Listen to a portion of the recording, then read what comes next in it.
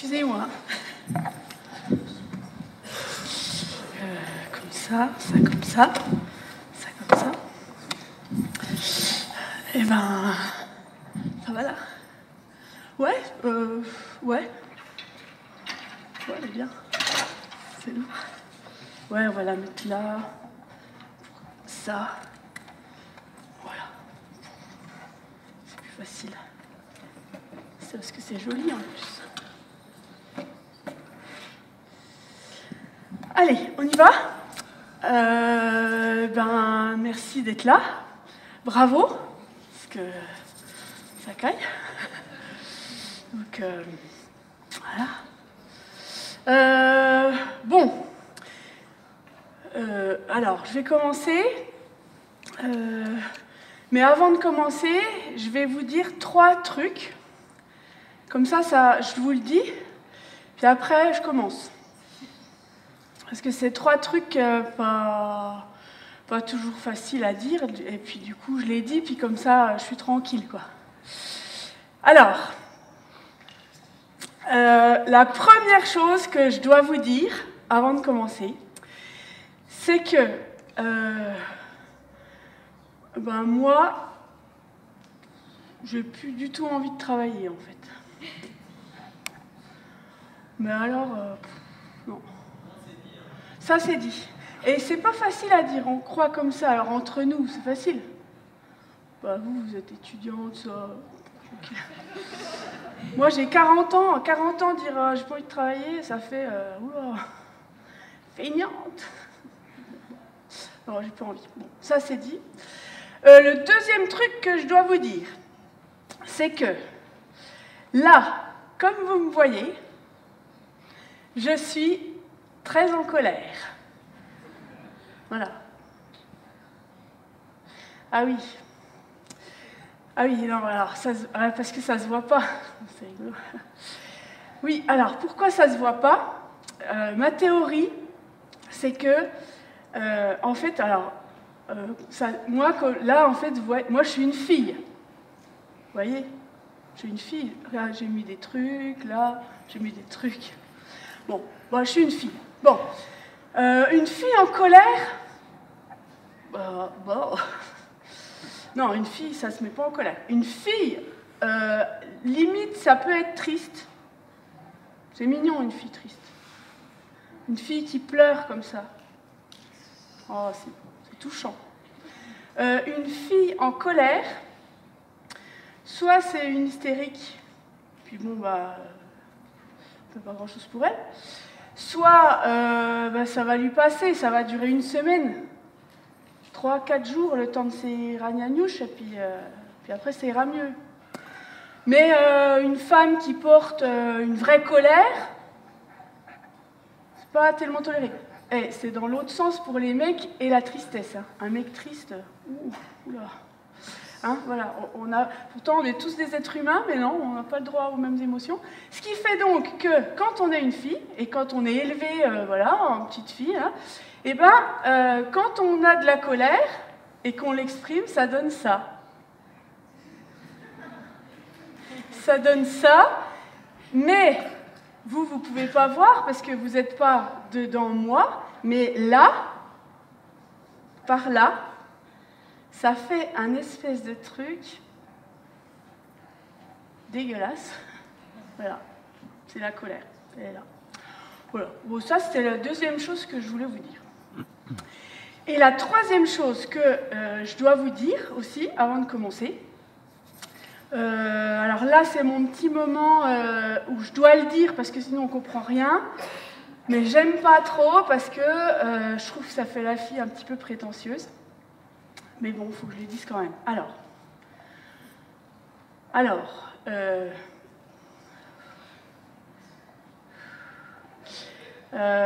j'ai en ma possession un... Ah putain, je sais pas comment on fait. Allez, j'y vais, j'ai en ma possession un très gros diplôme. Je possède un doctorat. Ah, j'aime bien quand ça... Un doctorat de socio-anthropologie du travail.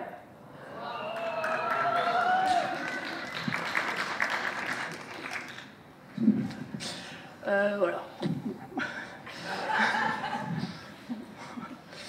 Bac plus 8. Bac plus 8 en théorie. Parce que, moi, en fait, bac plus 8, vous savez tout ce que c'est, 8 ans d'études après le bac, moi j'ai mis 15 ans à aller au bout de la thèse. Pourquoi j'ai mis 15 ans? C'est pas que je redoublais, hein, on ne redouble plus à ce moment-là. C'est juste que, en fait, quand je faisais ma thèse, à l'époque, on pouvait encore avoir une thèse non financée. Donc, bac plus 5, vous savez, niveau master, et puis 3 ans pour faire une thèse. Donc, en sciences sociales, déjà, on oublie. 3 ans, une thèse en sciences sociales, c'est vraiment trop court. C'est 4-5 ans quand on a un financement. Mais quand on n'a pas de financement, clairement, ça double. Parce qu'en fait, moi, ce que je faisais, j'allais bosser une année. Donc, j'avais ouvert des droits au chômage. Pendant mon année de chômage, je bossais ma thèse. Quand j'arrivais à la fin de mes droits, j'allais taffer. Évidemment, c'est interdit. C'est interdit par la loi. Tout le monde sait que ça marche comme ça, mais... Et donc, au lieu de mettre 5 ans à faire une thèse, on en met 10. Alors, ça a quand même l'avantage, on va dire, d'autant quand on est en socio du travail, c'est qu'en même temps qu'on étudie le travail, en même temps que moi j'étudiais le travail, j'expérimentais le marché du travail. Du coup, j'ai fait plein de petits boulots. Vraiment plein de petits boulots. Et puis, quand j'ai eu ma thèse, j'ai continué, puisque je savais faire que ça. Ce qui fait qu'aujourd'hui, j'ai 40 ans. Depuis que j'ai 18-20 ans, je bosse. Donc, j'ai une magnifique carrière de boulot précaire, 20 ans. Alors, je vais vous dire tout ce que j'ai fait. Vous allez voir. J'ai fait pas mal de trucs. Alors, j'ai fait pas mal de trucs. Évidemment, que des temps partiels, ou des vacations, ou de l'intérim, ou des CDD. En 20 ans, j'ai eu un CDI. Un CDI à la Brioche Dorée. Ah bah oui, tu signes à la Brioche Dorée.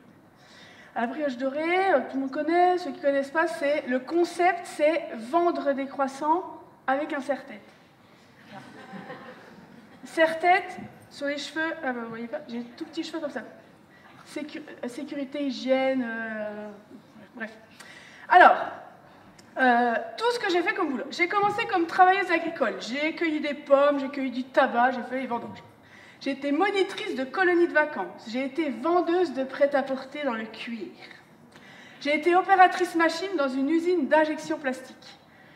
Hôtesse d'accueil dans un musée, puis gardienne, puis guide. Serveuse dans une crêperie, serveuse à la Brioche Dorée. Agent administratif à l'université de Franche-Comté. J'ai été chargée de mission pour la mutualité sociale agricole. J'ai fait une étude sur la précarité en milieu rural dans la Creuse. J'ai été chargée de recherche sur la mémoire ouvrière. J'ai écrit 2 bouquins. On s'en fout. J'ai été administratrice des ventes. J'ai été en vrac chargée de recherche sur les herboristes de la ville de Gap, sur l'habitat des personnes âgées en Franche-Comté, sur le lycée technique de Besançon et sur l'activité industrielle dans les Mauges. J'ai été intérimaire dans une usine de pièces automobiles, porteuse de projets dans une entreprise d'insertion par le travail, assistante d'éducation dans un lycée professionnel, vendeuse en alimentation bio. Et pendant de nombreuses années, en parallèle de tout ça, j'ai été enseignante vacataire. J'ai donné des cours de sociaux. Alors, à la fac de droit, à la fac de sciences humaines, à la fac de médecine, à l'école d'Inf, à l'Institut de formation des travailleurs sociaux, et quand j'ai terminé en école de commerce, j'ai quitté la fac.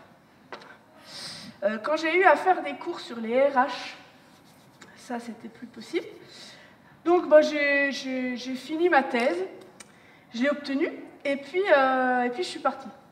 Pourquoi je suis partie? En fait, parce que vous connaissez un peu le milieu universitaire, là, on est sur un campus, donc je ne vous apprends rien. L'université, c'est une entreprise comme une autre. C'est une entreprise qui fonctionne en grande partie sur les précaires. Concrètement, quand moi j'étais encore à la fac, il y a une dizaine d'années, sur la totalité des enseignants, 30% étaient des contractuels, des gens qui avaient un contrat, et 70% étaient des vacataires, des gens qui venaient de l'extérieur, et beaucoup de doctorants qui donnaient des cours en TD pour payer leur thèse. Évidemment, quand, allez, on va dire sur les 70 précaires, quand 50% par rapport à la totalité veut rentrer dans la case des 30% contractuels, ben ça ne va pas, c'est faire rentrer un carré dans un rond. Eh bien, la fac, elle a un système, mais qu'on a par ailleurs en France, hein, qu'on aime bien mobiliser, c'est le fameux système de la cooptation. Et ça, c'est beau. Ça, c'est beau, c'est... Si vous voulez, la cooptation, c'est assez simple hein, à l'université, c'est-à-dire que si, et ça, c'est quand même des trucs assez incroyables dans la vie, quand même, il y a des hasards. Si vous êtes l'épouse d'un professeur bien installé dans un laboratoire, eh bien, incroyable, le hasard fait que vous aurez plus de chances d'avoir un poste. Ça, c'est la cooptation. Si vous êtes la fille, le fils, la nièce, le neveu, ça marche pas mal aussi.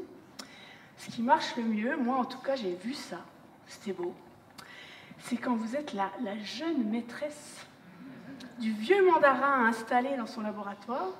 Alors là, vous avez un poste, vous avez des tapis comme ça, rouges, qui s'ouvrent devant vous, des pétales de fleurs qu'on vous jette, voilà, pour rentrer à l'université. Bon. Voilà, donc c'est ça, comment on fait rentrer des gens dans ce système. Pas tous, hein, évidemment, il y a quelques personnes qui sont compétents et qui sont à leur place, mais ceux-là, ils rament dans ce monde de requins. Et voilà, moi, j'étais ni la femme, ni la fille, ni la maîtresse, ni quoi que ce soit. Voilà, puis du coup, j'en avais marre. Alors, j'ai quitté le milieu universitaire. Et juste au moment où je quitte, dis donc, je croise des gens, incroyable, je ne savais pas d'où ils sortaient, je croise quelqu'un qui me parle du réseau repas. Réseau repas, réseau d'échanges et de pratiques alternatives et solidaires. Alors là, elle me dit, alors le réseau repas, c'est des entreprises qui sont regroupées dans un réseau, c'est toutes des entreprises en coopérative, en association, dans des statuts plutôt alternatifs qui expérimentent les prises de décision collectives, la hiérarchie horizontale, l'intelligence collective. Waouh! J'étais là, waouh, ça existe ça en vrai. Et elle me dit en plus, cerise sur le pompon, elle me dit, il propose une formation pendant 6 mois, tu peux aller en immersion dans ces entreprises, tu peux faire des chantiers avec d'autres compagnons alternatifs. Ah, je dis, tiens. Et donc, j'ai fait ça. J'ai fait cette formation du réseau repas et donc j'ai rencontré ces structures. Alors, pourquoi je vous raconte tout ça? En fait, moi, je viens vous parler du travail. Et j'ai besoin de me sentir légitime, en fait, tout simplement. Donc je vous dis tout ça parce que, pour simplement vous faire savoir que pendant vraiment de nombreuses années, j'ai étudié le travail d'un point de vue sociologique. J'ai expérimenté le marché de l'emploi et j'ai rencontré des autres façons de travailler. Donc c'est ce qui fait que je me sens plutôt à l'aise de venir vous parler du travail. Et aussi que je souhaite partager avec vous une autre vision du travail. Parce que c'est aussi ça là, qui coince.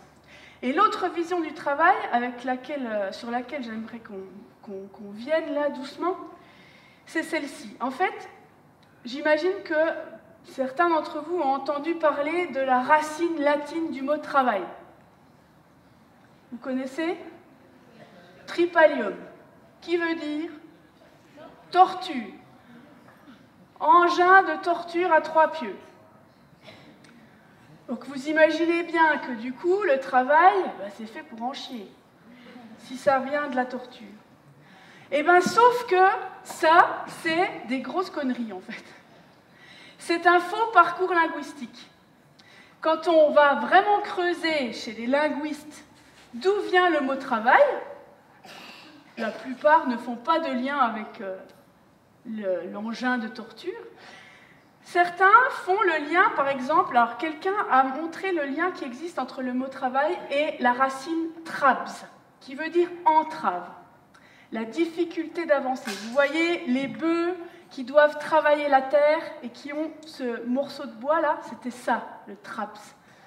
Entre une entrave et une torture, déjà, il y a des petites nuances. Hein. Mais ce qui est vachement plus intéressant, c'est quand une linguiste qui s'appelle Laporte fait le lien entre le mot travail et le mot travel, en anglais le voyage. Ah, et là, moi, ce qu'elle me raconte, ça me parle. Elle nous dit, mais en fait, le travail, si on l'envisageait comme ce mouvement-là, cette mise en mouvement qui fait que je suis qui je suis à un moment T. Voilà. Et puis, je me mets en mouvement, je me mets à travailler, et ben, je me mets à voyager. Qu'est-ce qui se passe? Je vais à la rencontre de l'autre, j'apprends des choses pendant mon voyage, je me confronte à des difficultés et j'apprends avec les autres à résoudre cette difficulté. Et puis quand je m'arrête là un petit peu au moment T plus 1, je suis moi, nourrie de tout ça, nourrie de toutes ces rencontres, de tous ces apprentissages, j'ai changé, j'ai vécu, je me suis nourrie. C'est quand même plus sympa que se lever tous les matins en se disant putain, on est là pour en chier. Moi, ça me plaît, moi, le voyage, là. Et j'ai l'impression qu'avec le réseau repas, j'ai touché à des trucs comme ça. Voilà. Bon. Ben, ça, c'était l'intro. Ça va ça veut dire qu'on va être encore à peu près 1 heure ensemble. Ça devrait bien se passer. Si je fais bien mon taf, vous n'allez pas le sentir passer. Ok? Alors juste, moi j'ai peur que vous ayez froid. Ça va? Tout le monde est bien? Petite couverture, tout ça. Si à certains moments vous avez envie de vous lever, de vous frictionner les uns les autres même, ça vous fait plaisir, n'hésitez pas. Ou de changer de place. Moi-même j'ai froid, je vais peut-être un peu bouger. On va plus rigoler avec l'accordéon par exemple. Les doigts froids, ça va être magnifique. Voilà, qu'est-ce que je peux vous dire d'autre? Bon, on y va? On y va, allez. Alors, comment commencer?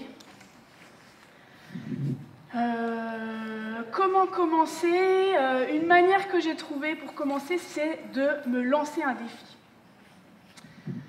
Je me lance un défi qui est le suivant. Je vais vous expliquer de manière extrêmement précise la naissance du capitalisme et du salariat en moins de 3 minutes. Ça va?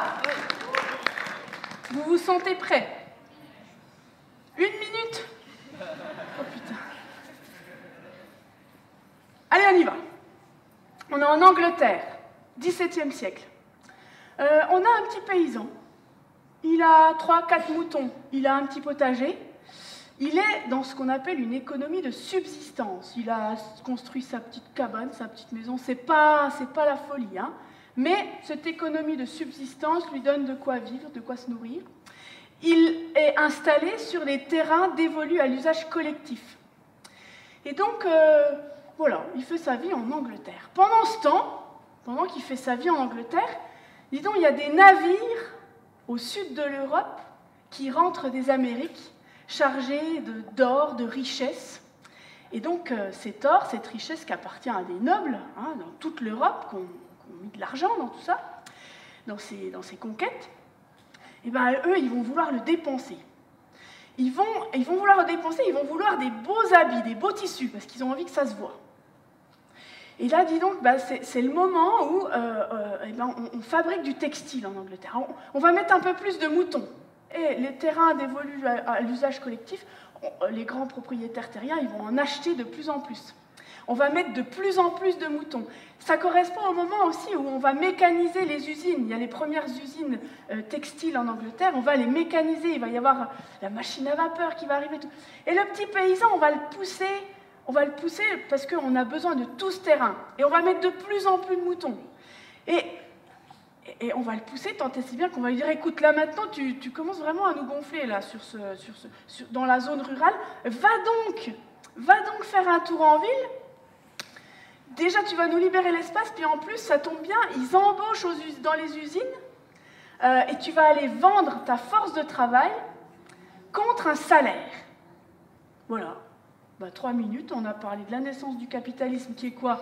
Qui est vraiment l'opposition de classes, des classes riches qui ont vraiment besoin de dépenser leur argent, des classes très pauvres qui vont vendre leur force de travail, et la naissance du salariat avec très vite ce lien de subordination entre celui qui propose du travail et celui qui va vendre ses bras. Au tout début, ceux qui vendaient leur force de travail, ils se disaient on est dans de l'égalité, moi je vends ma force de travail et on me donne un salaire. Mais ça marche quand on est en nombre égal. Ce qu'on n'avait pas pensé tout de suite, c'est qu'il y a des milliers de gens qui vendent leur force de travail. Lien de subordination. Et donc, le capitalisme naît de ça, le salariat, et derrière, qu'est-ce qui va se passer? On va avoir des siècles qui vont marquer l'évolution du salariat. Est-ce que vous savez quelles sont les grandes innovations qui vont marquer la révolution industrielle? La machine à vapeur. Il y en a plein, hein? L'électricité, le train. Il y a toujours quelque chose qu'on oublie, que tout le monde oublie parce que c'est tellement intégré en nous, dans notre corps, dans notre quotidien, qu'on a oublié que ça fait partie aussi c'est un élément essentiel de la révolution industrielle. Les usines, quelque chose qui fait partie de notre quotidien, de notre vie, à chacun, individuellement. Autre chose encore, c'est... L'hygiène. Au réveil, c'est là. Quoi? Qu'est-ce qu'il a, le téléphone? L'heure, l'horloge. L'horloge, le rapport au temps. En fait, le système capitaliste, il va de pair avec un système temporaire bien spécifique. En fait, il y a quelqu'un qui a écrit là-dessus. Il s'appelle Edward P. Thompson, et il a écrit un livre qui s'appelle « Temps, discipline du travail et capitalisme industriel ». En fait, le capitalisme, il a besoin de discipline. Et la discipline, c'est quoi? C'est l'heure, c'est arriver à l'heure, partir à l'heure. C'est l'heure qui correspond au temps de fonctionnement des machines. Et l'entrée des ouvriers dans les usines, c'est le moment aussi où on va savoir réduire la taille des horloges monumentales pour les faire rentrer à l'usine. Quand vous voyez des photos très anciennes avec des grandes horloges dans les ateliers, c'est pour bien faire comprendre qu'il faut se soumettre à ce temps-là. Alors, pourquoi je vous dis ça? En fait, il faut se rendre compte que les rythmes ont véritablement changé avec le capitalisme industriel. Comment on travaillait avant l'usine? Dans ce livre, Thompson, il parle des rythmes de travail d'un tisserand fermier. Donc déjà, vous voyez, on n'est pas dans la monoactivité. Avant le capitalisme industriel, on est dans de la pluriactivité. Et on va voir combien les activités des gens et les rythmes sont variés. Et comment c'est riche. En fait, le capitalisme, quand même, ça appauvrit vachement l'humain, quoi. On le voit là, il dit... Le journal d'un tisserand fermier, donc on est en 1782. En octobre 1782, outre son métier de tisserand, il est encore employé aux moissons et au battage. Alors il est écrit, le 14 octobre, il livre sa pièce achevée et notice donc que 4 verges 3 quarts. Le 23, il travaille à l'extérieur jusqu'à 15 heures, et puis il rapièce son habit dans la soirée. Le 24 décembre, il dit, j'ai tissé 2 verges avant 11 heures, j'ai fait le tas de charbon, balayé le plafond et les murs de la cuisine, j'ai épandu le fumier jusqu'à 10 heures du soir. Il dit, le 25 janvier, il tisse 2 verges, se rend au village voisin, s'acquitte de menus travaux autour et dans la cour, écrit une lettre dans la soirée. Entre autres occupations, il effectue des livraisons à façon avec une charrette à cheval, ramasse des cerises, aide à la construction de la digue d'un moulin, participe à une réunion chez les baptistes et assiste à une pendaison publique. C'est riche quand même. Voilà, c'est varié en tout cas.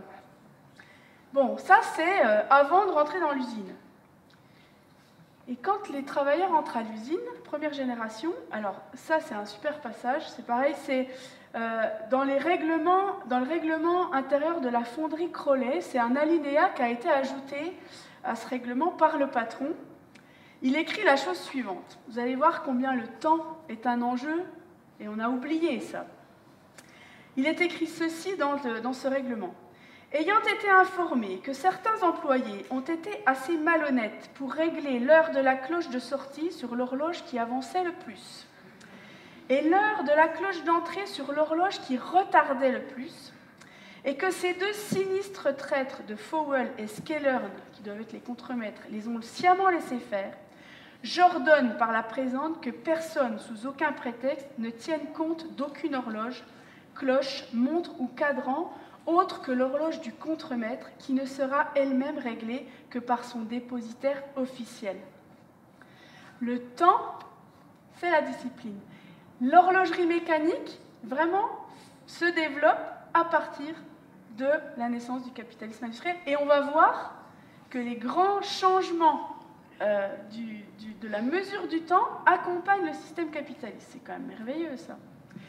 Qu'est-ce qui va se passer après ? Donc, on va faire rentrer ces travailleurs. Vous voyez, ils négocient. La première négociation, c'est ça, c'est de jouer avec le temps, de savoir à qui il appartient. Très vite, c'est défini, il appartient au patron. La deuxième génération, qu'est-ce qu'elle va faire ? Elle va négocier autrement, elle va dire, OK, le temps, il vous appartient, mais nous, on va négocier combien de temps on travaille par jour. Et ça va être les premières luttes sociales, les premiers acquis aussi, ce qu'on pourrait appeler les conquis sociaux. En fait, ce qui va se passer au 19e, c'est un siècle quasiment de révolte. En fait, les travailleurs ne sont pas du tout écoutés pendant un siècle. C'est des gens dont on a peur. Les patrons en ont peur. Donc dès qu'ils se révoltent, ils sont repoussés. C'est l'armée qui a appelé, c'est vraiment, on tue les travailleurs en fait. Et puis, c'est au 20e seulement que la négociation va se mettre en place. Je vous ai dit tout à l'heure que le système capitaliste, il met en place des rapports de subordination entre celui qui propose le travail et celui qui vend sa force de travail. Et qu'est-ce que c'est qu'un acquis social ? Eh bien, en fait, c'est lorsque l'État arbitre pour rééquilibrer ce déséquilibre initial. Quand l'État octroie des droits à des travailleurs, c'est qu'il prend la mesure que le rapport est inégalitaire et donc arbitre pour les salariés. Et donc cet arbitrage, ça donne plus d'un siècle de lois. Alors, si on visualise, ça fait à peu près tout ça de lois. Je ne vais pas tout lire en détail. Je vous donne quelques grands points des conquis sociaux. Ce ne sont pas des acquis. Hein. Les mots sont importants. Les conquis sociaux, il a fallu se battre pour que l'État octroie ses droits. Ils ne sont pas des avantages, mais des droits. La toute première loi, elle concerne l'interdiction du travail des enfants, en 1841. En 1848, la journée de travail de 12 heures. Loi sur la journée de travail, 12 heures dans les ateliers mécanisés. En 1884, première loi autorisant les syndicats. 1906, première loi autorisant un jour de repos hebdomadaire. Est-ce que vous savez d'où est né ce jour de repos hebdomadaire? Comment il a été conquis? Il a fallu en fait des accidents énormes dans les mines en Lorraine, qu'il y ait plus de 1000 mineurs morts au fond des mines, et que l'État ne fasse pas son travail de sauvetage, et dans la négociation octroie un jour de repos par semaine. Avant ça, le travailleur travaillait tous les jours. En 1910, première loi sur les retraites. Alors la loi sur les retraites, c'est pareil, c'est pas des cadeaux, hein. C'est pas parce qu'on estime qu'un un vieux, il a le droit à du repos. Non, c'est pour fixer les salariés. Avant, on est quand même dans le plein emploi. Et donc, quelqu'un qui en a marre d'une entreprise, il va aller voir ailleurs. On peut fixer ces salariés en leur offrant la retraite, l'habitat. Hein. Souvent, on a des maisons ouvrières qui sont proposées pour fixer le personnel, parce que ça coûte de l'argent de reformer à chaque fois des gens. 1936, le Front populaire, avec l'augmentation générale des salaires, les 2 semaines de congés payés, la loi sur les conventions collectives, et puis en 58, première loi sur les assédiques, en 73, première loi sur le contrôle des licenciements. Et puis, on continue. Alors aujourd'hui, c'est plus des lois, c'est des ordonnances. Et ces ordonnances, elles ont changé de mode d'arbitrage. On va y revenir après, mais on n'arbitre plus dans le sens des salariés. Voilà. Pourquoi je vous dis tout ça? Donc 2 siècles des acquis, des conquis sociaux qui font vraiment le socle du capitalisme industriel classique. Des gens qui se sont battus. Alors, je vous ai dit que j'avais fait une thèse, mais je ne vous ai pas dit sur quoi. Alors, je vais vous dire le titre de ma thèse, parce que c'est toujours un petit peu bling-bling. Puisqu'un titre de thèse, c'est pour faire croire qu'on est intelligent. Donc, en général, on utilise des mots qui ne veulent rien dire. Alors, la mienne, c'est pas pire. Hein. Mais, c'est quoi que j'aime? Alors, approche socio-anthropologique d'une reconversion industrielle, 2 points, de l'horlogerie aux microtechniques à Besançon. Bon, ça veut juste dire que j'ai étudié le système industriel horloger qui s'est développé à Besançon, là d'où je viens, pendant 2 siècles, et comment il s'est transformé dans les années 70 pour donner une nouvelle activité, une autre organisation. Ce qui fait que, dans le cadre de cette thèse, j'ai eu la chance de rencontrer ce qui est aujourd'hui pour moi des représentants du capitalisme industriel d'avant les années 70, des choses qu'on n'a pas connues en fait. Moi j'ai 40 ans, des gens en fait qui parlent du travail d'une manière complètement, pour ma génération et j'imagine pour la vôtre encore plus, de façon complètement incroyable. J'ai donc, dans le cadre de cette thèse, rencontré énormément de travailleurs, d'ouvriers du système capitaliste industriel.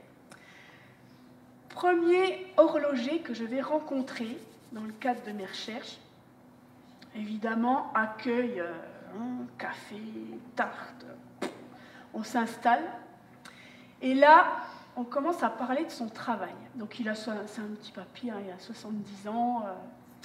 Je lui dis alors, est-ce que vous pouvez me parler un petit peu de votre vie professionnelle?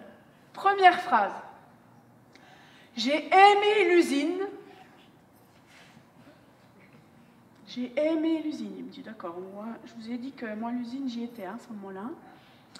Donc le mot aimer, je le trouve un petit peu violent, là. Je le trouve un petit peu fort. Ok, vous avez aimé l'usine. Alors expliquez-moi un petit peu. Il me dit, j'ai aimé l'usine. D'abord parce que j'y avais mes amis. Mes amis, pas mes collègues, pas mes camarades. Alors les camarades, si, quand ils me parlent du syndicat, il y avait du monde. Mais mes amis, ça il y a un truc, quoi. Il y a l'amitié, il y a le collectif, il y a le syndicat. Il y a la force du groupe. Quand ils parlent, il y a une conscience d'appartenir à un corps de métier. Des gens qui se complètent, qui s'entraident pour fabriquer un objet. Et alors ça, c'est un autre élément hyper fort de son discours qui me met de la distance, qui fait que je ne comprends pas. C'est le rapport à l'objet qu'il a. Cette identification à l'objet, cette capacité de dire, mais d'abord un horloger ne peut pas vous parler d'une montre sans aller vous en chercher une, l'ouvrir et vous montrer ce qu'il y a dedans. Dans une horlogerie, dans une montre mécanique, il y a 120 pièces. Et donc là, il vous fait la démonstration. Quoi. Il vous dit, vous vous rendez compte, dans cet objet, 120 pièces qui tiennent là-dedans. Et vous entendez là le tic-tac? Ça, c'est un cœur qui bat, ça. Ah non, mais c'est des poètes, les horlogers. C'est un cœur qui bat et il vous dit, c'est nous qui insufflons ce cœur qui bat dans cet objet. Alors j'ai cru être tombée effectivement sur un poète, mais c'est pas ça. Il n'y a pas un poète dans ce milieu, dans ces milieux professionnels. C'est qu'il faut comprendre qu'il y a des mythologies de métiers.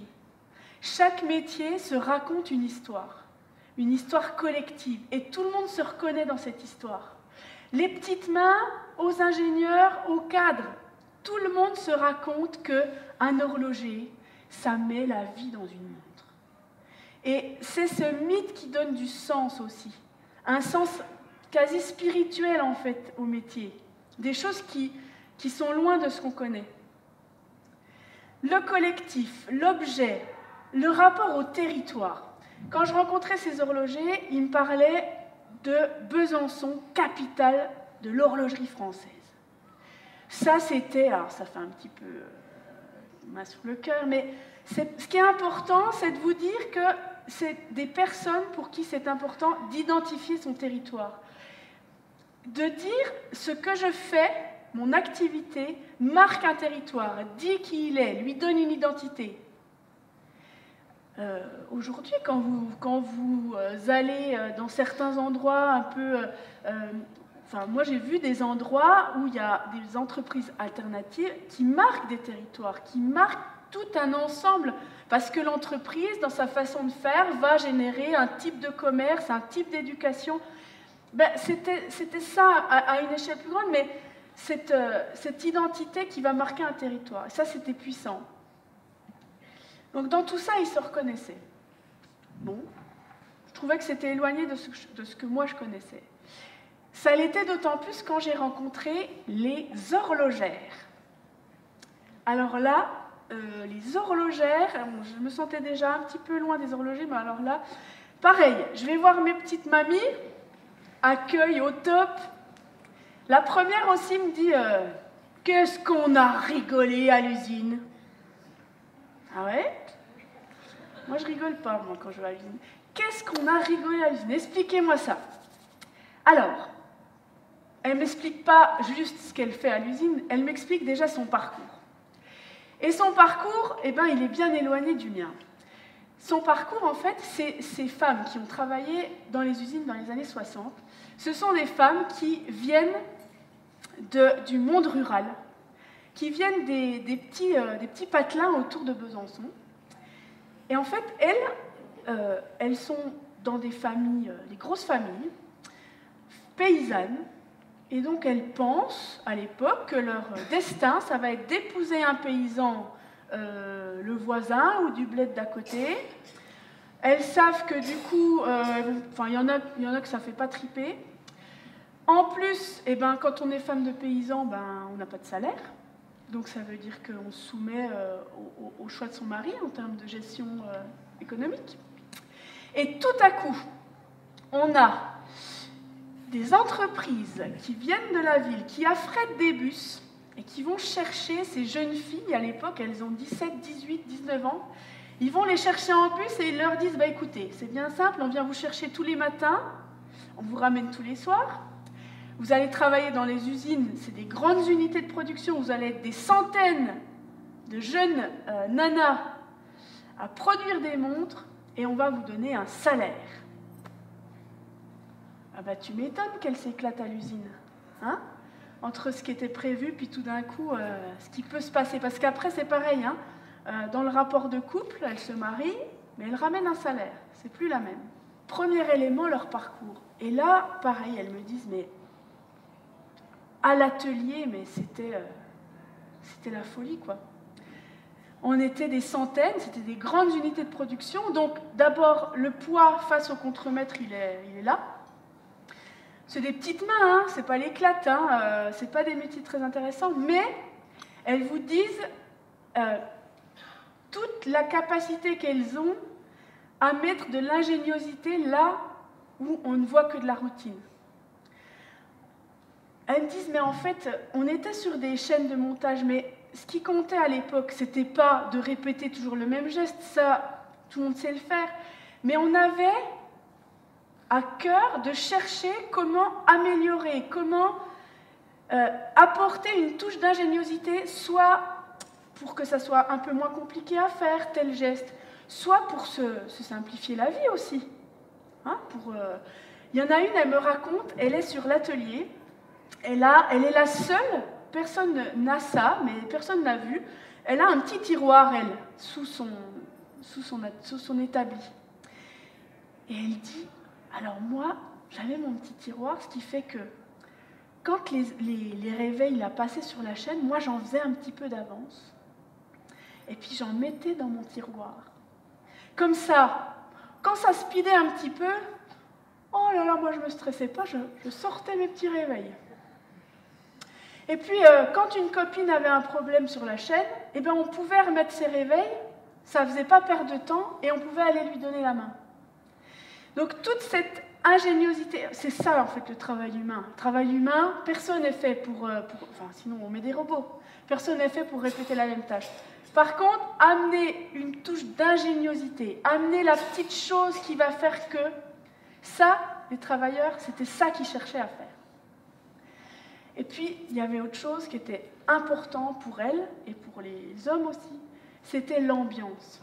Les ouvriers, Michel Verret a écrit sur les ouvriers. C'est un très très bon auteur, parce que c'est très poétique ce qu'il écrit, sur la classe ouvrière. Et lui, il dit, les ouvriers, ils cultivent les arts d'ambiance. Donc, ça chante dans les ateliers. Et puis, quand on veut sortir, on va danser. Donc les femmes, quand elles me racontent l'usine, elles me racontent aussi quand elles allaient au bal. Elles me disent, mais nous, tous les samedis, on allait au bal. Alors en plus, c'était capitalisme très paternaliste. Donc souvent, c'est l'usine, c'est les différentes usines qui organisaient les bals. Et alors, les ouvrières, elles vous disent, ben, il y en a certaines, elles disent, ben, moi, j'étais au service qui peignait les petites aiguilles pour que ça soit fluorescent. Alors à l'époque, c'était au radium qu'on faisait du fluorescent. Hein. Métaux lourds, on y va. Hein. Donc, elle mouillait le pinceau sur la langue, et puis elle peignait. Mais sauf que quand elles allaient au bal, eh ben, elles prenaient un petit peu de radium, et elles se peinturluraient les ongles, elles se faisaient les paupières, et elles allaient guincher au baloche. Alors nous aussi, on va aller au baloche pour faire un petit hommage à Paulette, à Georgette. Alors, deux choses. Ça caille, ce qui fait que je ne sens plus mes doigts. Ça va être un peu compliqué, ça c'est une chose. Je pourrais vous dire que c'est la seule raison pour laquelle je vais jouer faux. C'est pas vrai. C'est-à-dire que l'autre raison, c'est que je ne joue pas très bien de l'accordéon. Mais c'est important d'en jouer quand même. On m'a dit, il n'y a pas très longtemps, une petite dame m'a dit « Vous avez bien raison de jouer, même si vous ne savez pas bien jouer, parce qu'il n'y a pas que ceux qui jouent très bien qui ont le droit de jouer devant les autres. » Je trouvais qu'elle n'avait pas tort. Donc, du coup, je décide de continuer. Alors, la dernière fois que j'ai joué, on m'a appelée Brigitte Fausse-Note. Je trouvais que c'était un petit peu dur, mais je vais essayer quand même. Voilà. Bon, puis si c'est trop dur, j'arrête. Puis on chante, ou je sais pas, on fait autre chose. Pardon, hein. Ça va, réchauffez-vous pendant ce temps aussi, vous, hein. Bougez un peu. Ça va? Allez, on y va. On va au bal.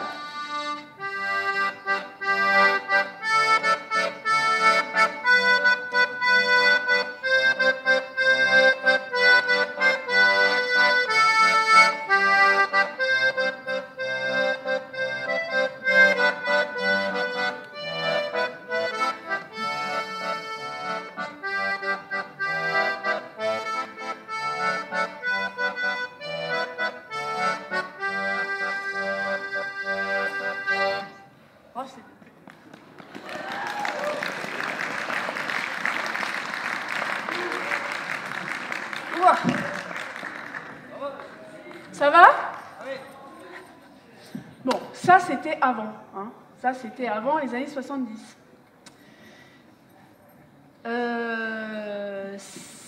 symboliquement, allez, je vous pose la question, vous êtes tous tout jeunes là. Est-ce que ça dit quelque chose à quelqu'un? Alors ceux qui savent, vous dites pas, mais vous levez la main, tiens. Est-ce que ça dit quelque chose? Grand mouvement social 1973 Besançon. 1, 2, 3, 4, 5, 6. Putain, pas beaucoup. Hein.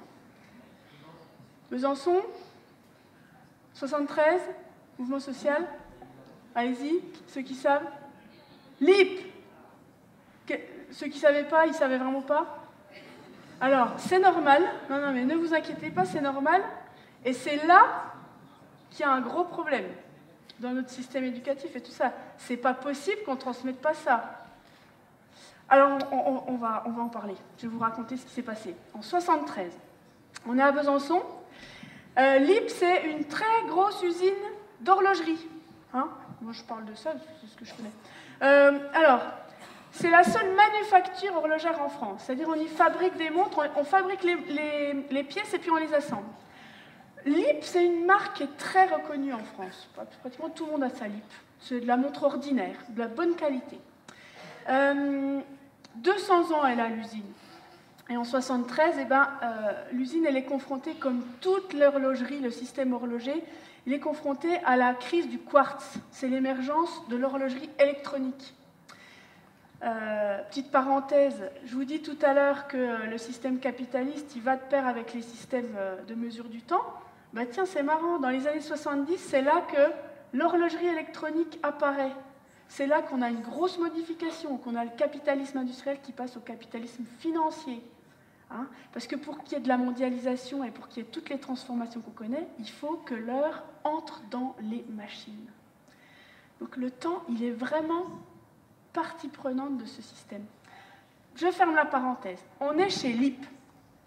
LIP est en train de sombrer parce que,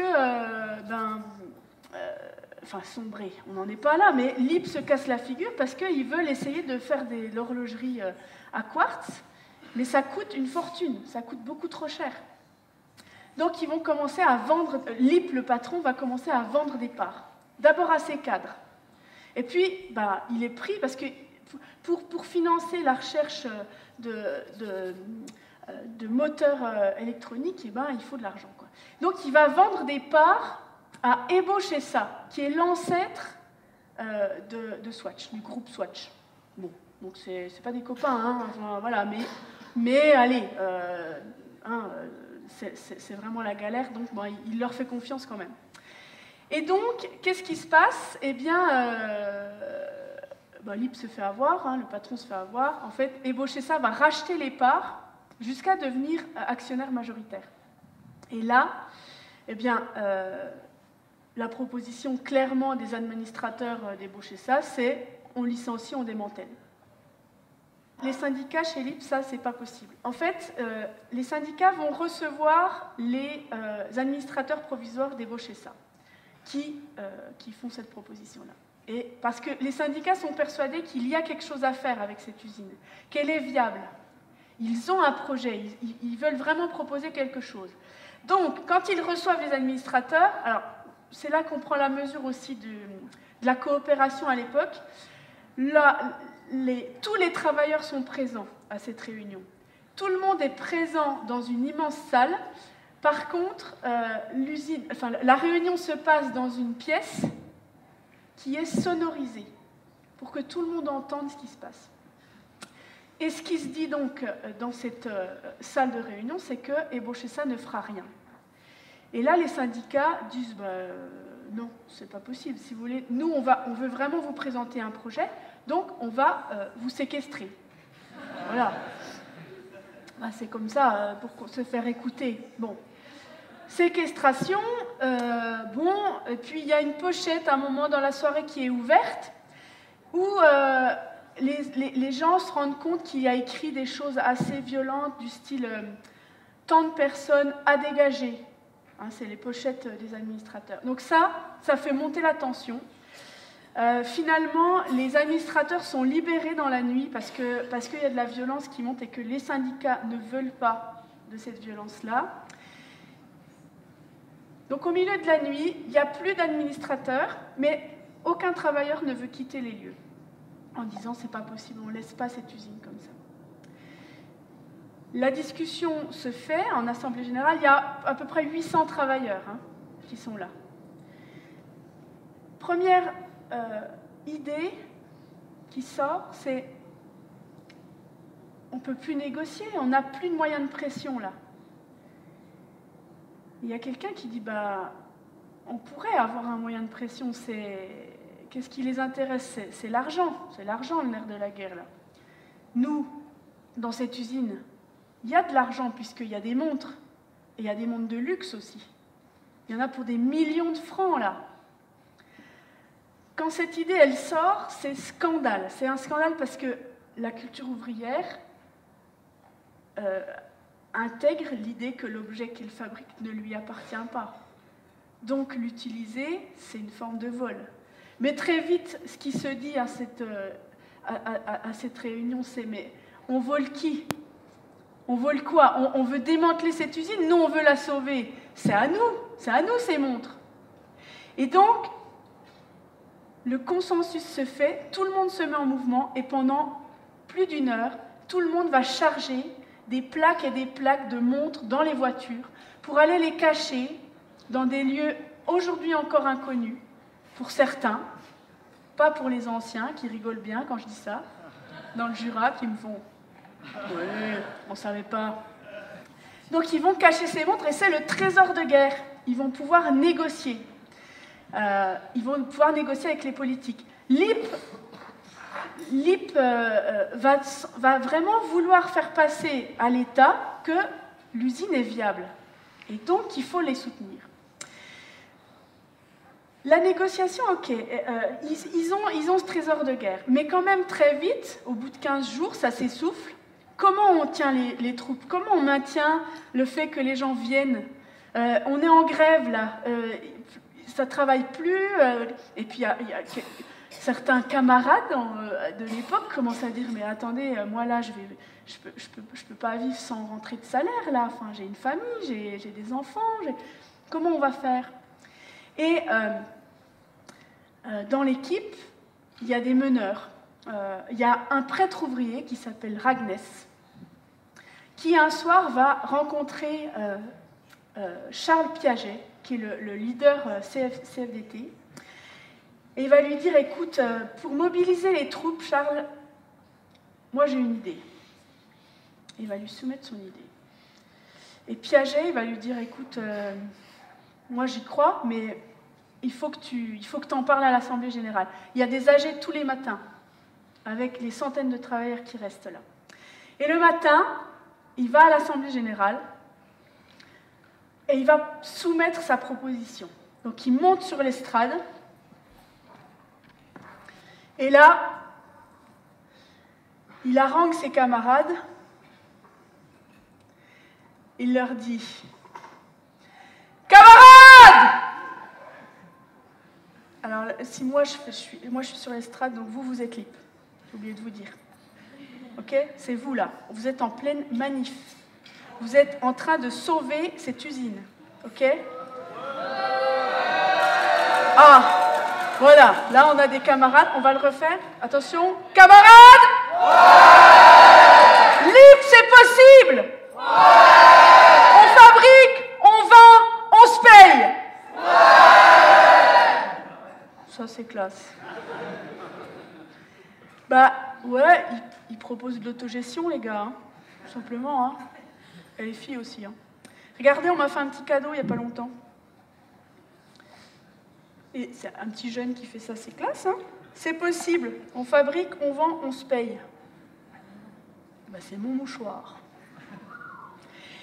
Et ils font ça, les gens. Ils remettent les machines en route. Ils se mettent à refabriquer des montres.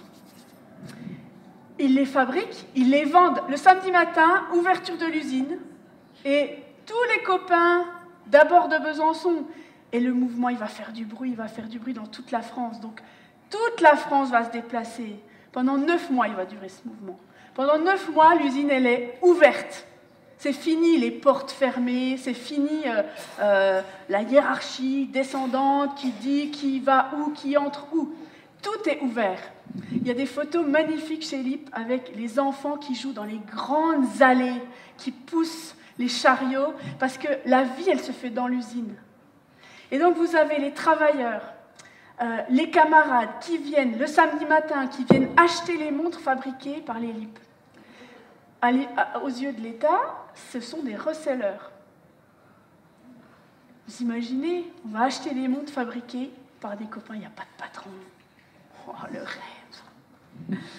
Et donc, 9 mois de mouvement comme ça, ils vont donc vendre les montres. L'été, ils vont descendre en 4L LIP, vendre des montres sur la plage. Vous imaginez ils se battent pour faire reconnaître ce mouvement. Et évidemment, alors vous imaginez, on est en 73. 68, ça a 5 ans. Il y a 5 ans que les choses n'ont pas donné ce que beaucoup espéraient. Et donc, 5 ans après, vous avez un mouvement social qui prend une ampleur nationale, qui est reconnu au niveau du pays, où on dit il y a une usine de presque 1000 personnes qui tournent sans patron et qui marchent. Ils se sortent leur salaire eux-mêmes en liquide. Ils se font des grosses enveloppes. Ils ont même presque réussi à être à salaire égal. Ils ont essayé, ça n'a pas marché. Mais ils l'ont tenté. Bon, 9 mois. 9 mois de mouvement, ils vont gagner cette bataille, les LIP.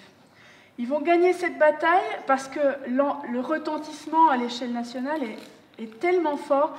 Il y a eu la plus grosse manif en 73 à Besançon, il y a eu 100 000 personnes pour une petite ville comme la nôtre, c'est-à-dire que la manif commençait au centre-ville, finissait dans la campagne. Il y avait les gens du Larzac, il y avait tout le Larzac, il y avait les usines Renault, il y avait tout ce qui était en mouvement qui s'était regroupé à Besançon en soutien. Donc les LIP, ils ont gagné cette bataille.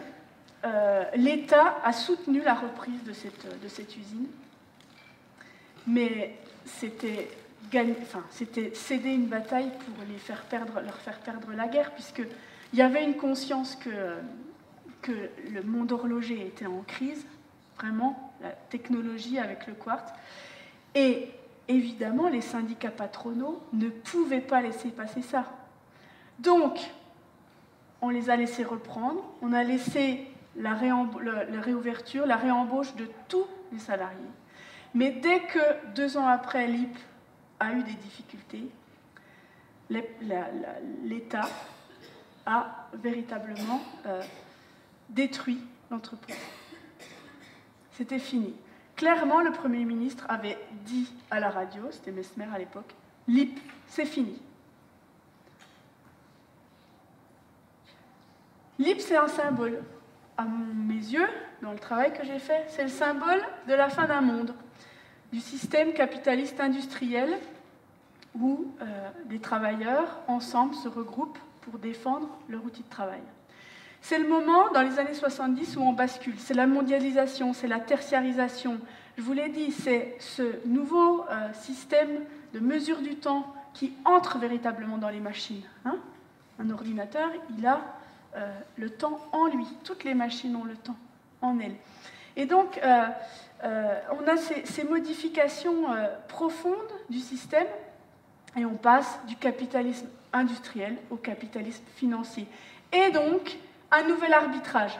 Ce passage-là fait qu'au niveau des politiques, l'arbitrage ne se fait plus pour les salariés, mais pour l'économie, pour les entreprises. C'est ça le capitalisme financier. C'est quand les politiques se mettent à arbitrer du point de vue de l'économique. C'est la politique de Reagan, de Thatcher, et puis les héritiers, hein, puis nous on en a un beau là en ce moment.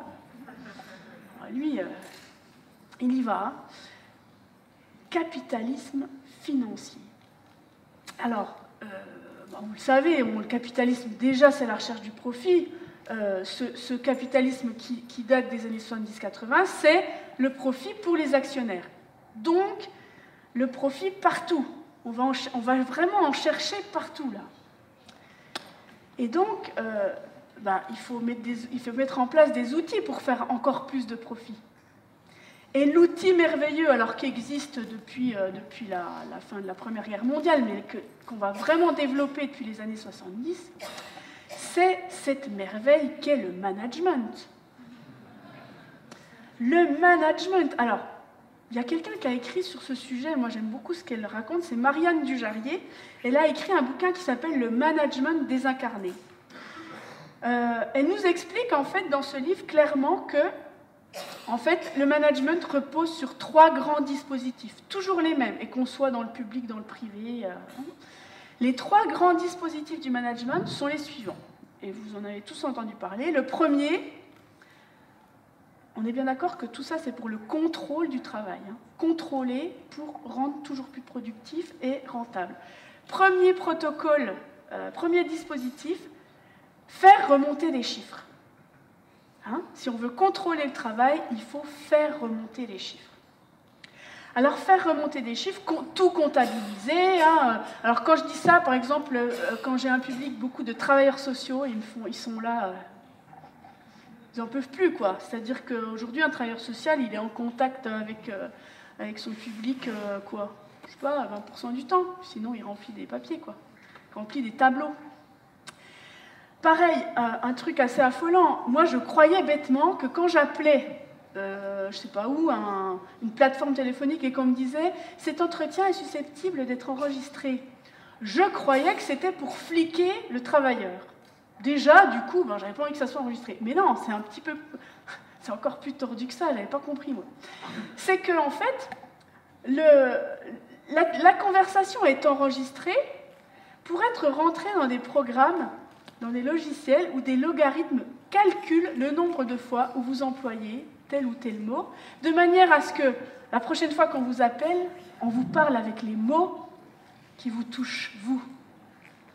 C'est ça, faire remonter des chiffres. On va compter combien de fois vous avez dit le mot téléphone portable. C'est magique, ça. Premier dispositif. Deuxième dispositif, appliquer ou faire appliquer des protocoles. Ah oui, ça c'est comme ça qu'on contrôle le travail. Alors ça a plein de noms, protocole, processus, procédure, méthode, qualité. Alors là c'est pareil. Là quand vous dites ça devant le milieu hospitalier, ils sont là. Et à chaque fin de conférence, quand il y a des gens du milieu hospitalier, j'ai quelqu'un qui vient me dire « je quitte ce système, je n'en peux plus » de ces protocoles où il n'y a aucune place pour l'humain. Je dois laver, par exemple, une personne, eh bien, j'ai tant de temps pour faire ça, pour la savonner, j'ai tant de temps pour l'essuyer, j'ai pas 1 minute pour lui parler. Non, ça n'a pas d'importance. Voilà. Deuxième, donc, dispositif. Le troisième dispositif du management, alors celui-là, il est magique et magnifique, c'est le dispositif d'enrôlement, c'est-à-dire la construction d'un discours qui fait que faire remonter des chiffres et appliquer des protocoles, c'est l'objectif du travailleur et c'est ça qui va le rendre heureux. Donc les cadres, souvent, sont formés dans le cadre de colloques pour intégrer ce discours faisant que faire remonter des chiffres et appliquer les protocoles, c'est ça notre bonheur, c'est ça le bonheur de l'humain. Alors, clairement, ce discours, Marianne Dujarier, elle l'a résumé. Et moi, je trouve que tous les mots du système sont là. Donc, je vais vous le lire, tiens. Elle écrit, ces discours sont remarquablement similaires d'un milieu de travail à un autre, comme s'ils relevaient d'une sorte de script langagier managérial.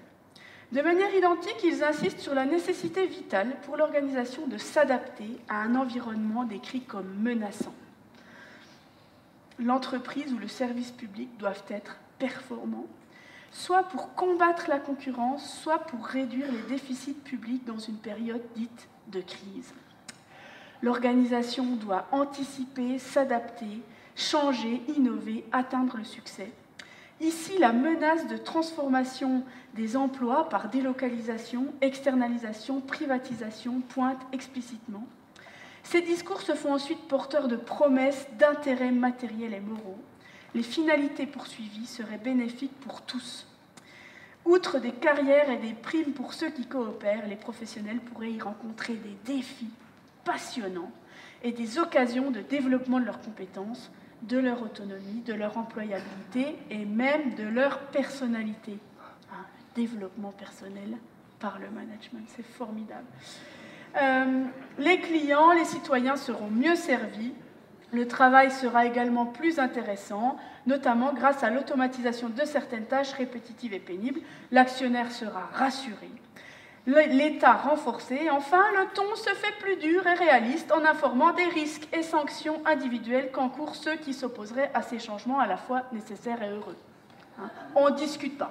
D'accord? Bon, c'est ça, aujourd'hui, le système du management. Alors, ça touche tous les milieux. Ça touche tout le monde. Personne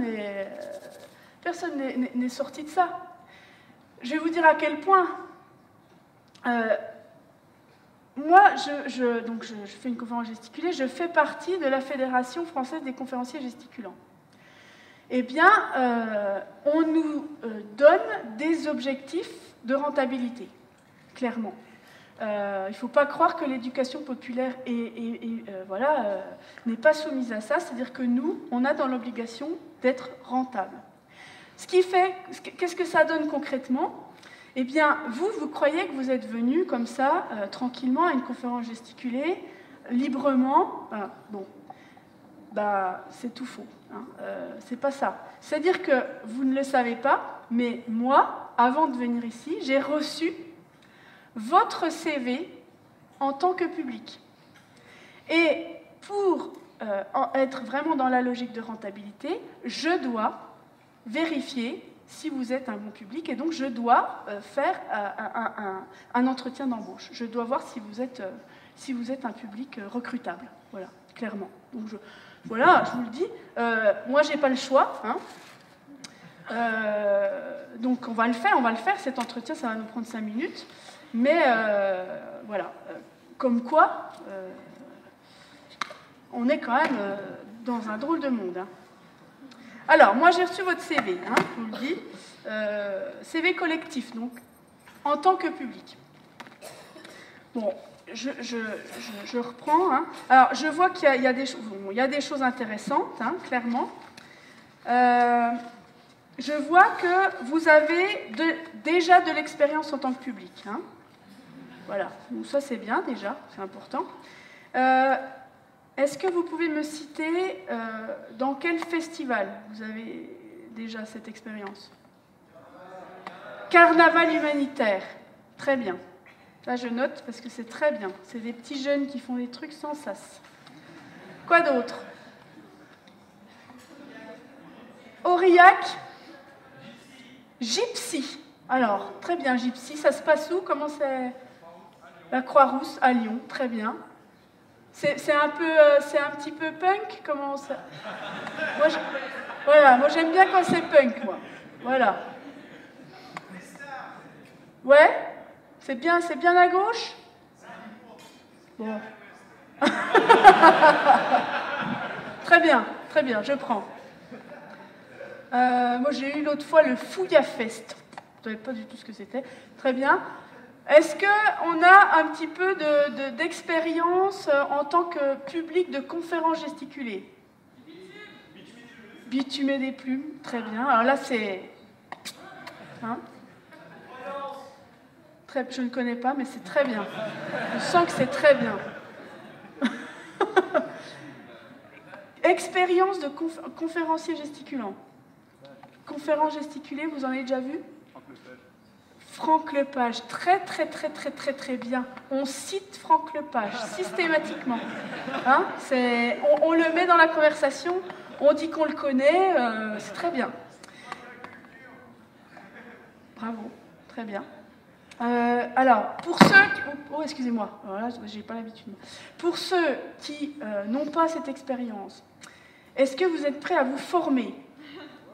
Oui, très bien, on dit oui. Hein. En entretien d'embauche, on dit oui. On veut se former, on a la gagne, on le veut, on a un bon public. Hein. Ok, très bien. Alors, très bien. Bon, moi pour l'instant c'est bien, hein, je prends voilà, ça me va. Alors, entretien d'embauche, j'ai besoin de connaître vos 2 qualités, 2 défauts. Allez, comme ça, vos 2 qualités, perfectionniste, de gauche et de gauche. Ah, j'aime bien. Alors, bon, allez, on dit de gauche, allez. Attentif, bien ça. Curieux, humain, sympathique, humanitaire. J'avais dit 2. Hein. Donc, l'humilité, bon, hein. Ok. Et vos 2 défauts, humilité. Ah ben non, attendez, moi on m'a dit qu'il y avait des ingénieurs ici. Donc vous avez appris en école d'ingénieur 2 qualités, 2 défauts, c'est que 2 qualités. Hein, donc on est bien d'accord, c'est perfectionniste, il est beau celui-là. Un défaut, je suis perfectionniste, ça me pourrit la vie. Autre défaut, impatient, ah ouais, il est bien aussi celui-là. Je suis impatient. Voilà, addict du travail, il est bien aussi. Je suis addict. Super. Super. Bon, écoutez, là, je pense qu'on a quand même un public, là, c'est haut de gamme, quoi. Alors, je ne vous cache pas que moi, j'ai d'autres publics à voir. Hein. Évidemment. Donc, je vais les rencontrer. Si vous n'avez pas de nouvelles sous 15 jours, c'est que c'est mort, mais ne m'appelez pas. Voilà. Mais je vous mets sur le haut du... Hein. Simplement, alors, je vais finir là-dessus. Je ne suis pas coach, tout ça, hein, à un moment donné, mais c'est pour vous. Si vous refaites ce type d'entretien à l'occasion, je ne vise personne, je ne regarde personne. Mais au niveau vestimentaire, il faut faire un petit effort. Et j'ajouterai, pour certains, et je ne regarde toujours personne, au niveau capillaire. Ça, c'est... Enfin, voilà, hein. Les dreads et compagnie, ça, c'est pas possible. Voilà. Bon, bah écoutez, c'était un bon entretien. Alors, je précise, parce qu'on m'a déjà fait le coup, il n'y a pas de Fédération française des conférenciers gesticulants. C'est une grosse blague. On ne me demande pas de faire des entretiens d'embauche, c'est faux, ça n'existe pas. Hein, parce qu'on est déjà venu me voir à la fin en me disant, c'est quand même dingue, hein. C'est quand même fou, hein. On est dans un monde... Donc non, hein, on oublie, c'est une blague. C'est pour en rigoler. Parce que quand même, c'est pas très... C'est quand même pas très glorieux. Ça va? Ça caille, hein? Attendez, c'est gelé. Je bois un petit coup et puis on continue. Ça va? Alors, j'ai un bel accent du Jura des fois. Alors, on y va ou quoi? Allez, je me mouche.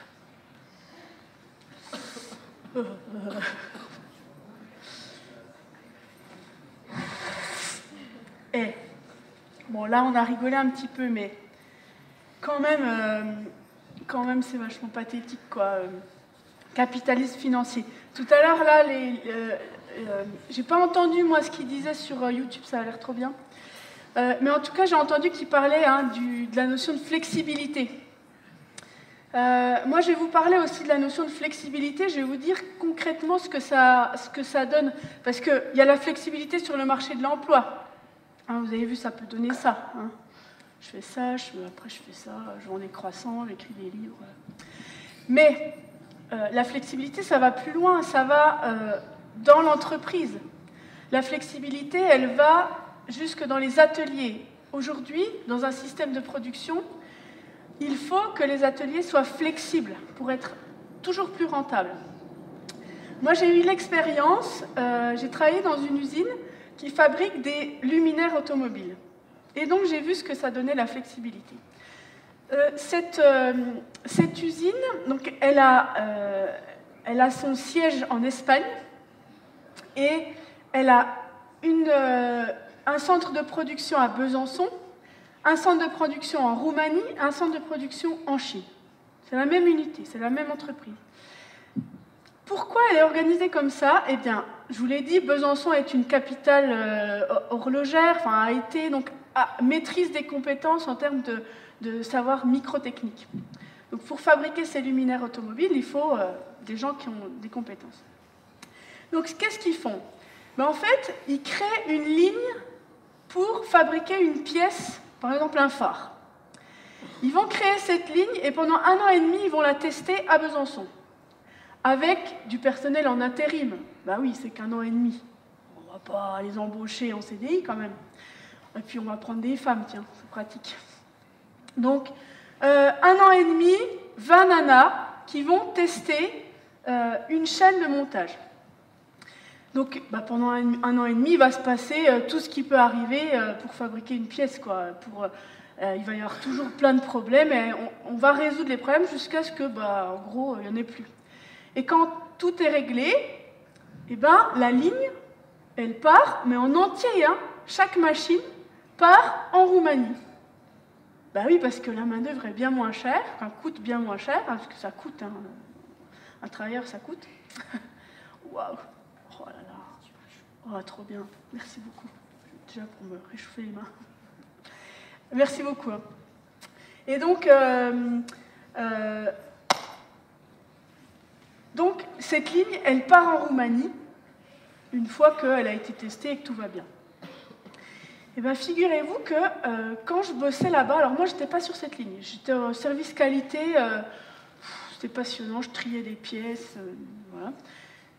Mais pendant que j'étais là-bas, en intérim, j'ai vu le moment où ils ont envoyé la ligne en Roumanie. Concrètement, qu'est-ce que ça a donné?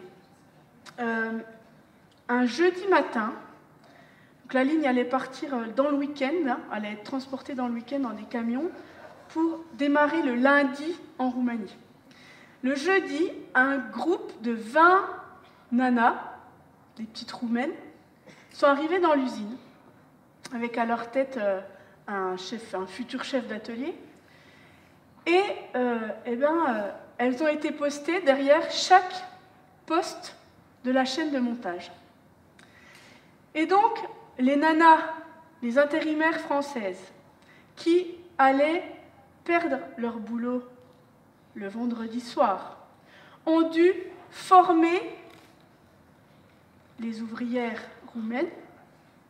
Évidemment, pas de prime ou quoi que ce soit. Faut déconner, non? Sans traducteur, sans baisse des cadences. Hein? Voilà, c'est ça, hein, aujourd'hui, la flexibilité. Un cadre qui forme un autre cadre, on va lui mettre des RTT, des dispos. Là, 20 nanas ne doivent pas baisser les cadences pour produire. Alors, qu'est-ce qui se passe dans ces moments-là? Eh bien, pendant que j'étais dans cette usine, le même jour ou le vendredi, je ne sais pas, il y a eu un incident. Je mets des guillemets. Quelqu'un a étalé sa merde sur les murs des toilettes de l'usine. Voilà.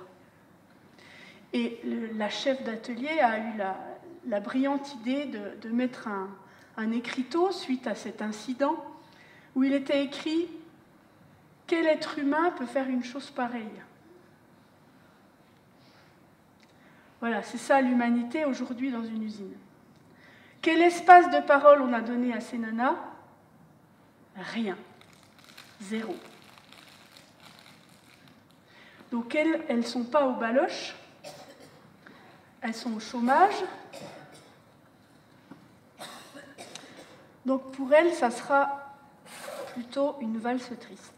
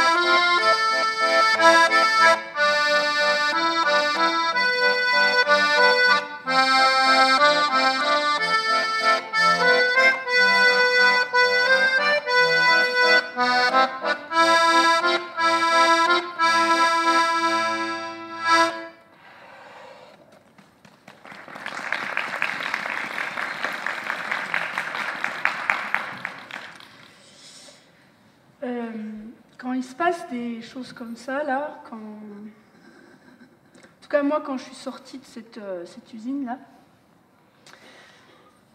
je me suis dit, mais c'est quoi ce système-là? C'est quoi ce marché du travail où on nous dit que c'est comme ça?